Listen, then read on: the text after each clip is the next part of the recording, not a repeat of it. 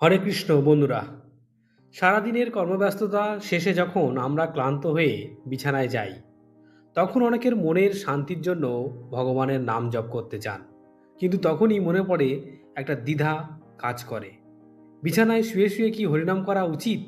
অপবিত্র অবস্থায় বা শুয়ে থাকলে নাম জপ করলে কি পাপ হয়? শাস্ত্র এ বিষয়ে কি বলছে?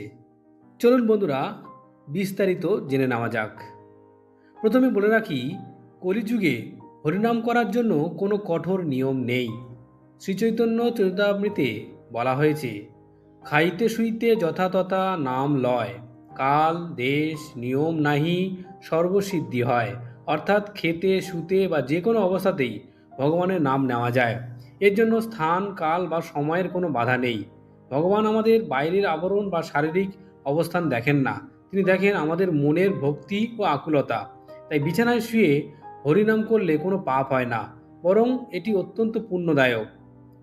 কারণ আপনি যদি জপের মালা যেমন তুলসীর মালা ব্যবহার করেন, তবে তা বিছানায় বসে বা শুয়ে জপ করা উচিত নয়। তবে মূল কিছু নিয়ম আপনাদেরকে অবশ্যই মানতে হবে। বিছানায় শুয়ে নাম জপ করা গেলেও কিছু সূক্ষ্ম নিয়ম আমাদের মাথায় রাখা উচিত। প্রথমত, আপনি যদি জপের মালা যেমন তুলসীর মালা ব্যবহার করেন, তবে তা বিছানায় বসে বা শুয়ে জপ করা উচিত নয়।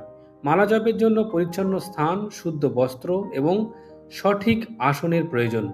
দ্বিতীয়ত, বিছানায় শুয়ে আপনি শুধুমাত্র মানসিক জপ অর্থাৎ মনে মনে ভগবানের নাম স্মরণ করতে পারেন। আপনার যদি শরীর খুব খারাপ থাকে বা আপনি অসুস্থ হন, তবে ভগবানকে ডাকার জন্য কোনো নিয়মই বাধা হতে পারে না। তৃতীয়ত, ঘুমানোর আগে বিছানায় শুয়ে চোখ বন্ধ করে যদি আপনি পরম ভক্তিভরে একবারও হরকৃষ্ণ বা হরি নাম উচ্চারণ করেন, ভগবান তা সাদরে গ্রহণ করবেন। এবার আমরা জেনে নেব শুয়ে হরিনাম করার সুফল কী কী রয়েছে। ঘুমানোর আগে বিছানায় শুয়ে ভগবানের নাম স্মরণ করার আগে অনেক অলৌকিক সুফল রয়েছে, কারণ এটা জেনে নিন। সারাদিনের ক্লান্তি, মানসিক চাপ এবং দুশ্চিন্তা নিমেষেই দূর হয়ে যায়। মনে প্রশান্তি আসে, যার ফলে ঘুম ভালো হয় এবং কোনো দুঃস্বপ্ন আপনাকে ছুঁতে পারে না। অচেতন মনেও ভগবানের নাম চলতে থাকে, যা আপনার আত্মাকে শুদ্ধ করে।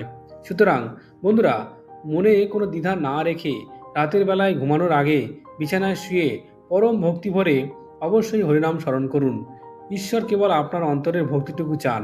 আজকের আলোচনা এই পর্যন্ত। ভিডিওটি ভালো লাগলে অবশ্যই আপনারা চ্যানেলটিকে সাবস্ক্রাইব করবেন, আর লাইক শেয়ার তো করবেনই। খুব ভালো থাকবেন। ধন্যবাদ।